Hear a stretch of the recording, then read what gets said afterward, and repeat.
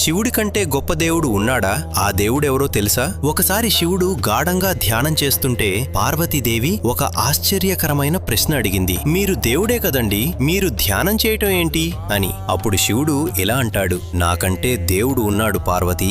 అది విని పార్వతీదేవి ఆశ్చర్యంగా అడిగింది, ఎవరా దేవుడు?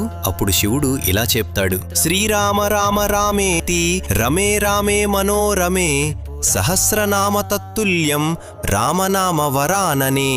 నేను ధ్యానం చేసే దేవుడు ఎవరంటే శ్రీరామచంద్రమూర్తి. అప్పుడు పార్వతీదేవి, ఆయన మానవుడు కదా అని అంటుంది. అప్పుడు శివుడు, ఆయన మానవుడైతే నేను దేవుని ఎలా అవుతాను? అలా ఉన్నాడు. అదే పొద్దున్న 10ంటికి పట్టాభిషేకమని రాత్రి 10ంటికి వనవాసం అంటే రెండిటినీ సమానంగా తీసుకోగలిగినవాడు ఎవరైనా ఉంటారా ఈ సృష్టిలో పార్వతి? శివజ్ఞానం అంటే అదే కదా, శివజ్ఞానం అంటే అదే కదా. అటువంటి మహానుభావుడైన శ్రీరాముడినే నేను ఆరాధిస్తున్నాను.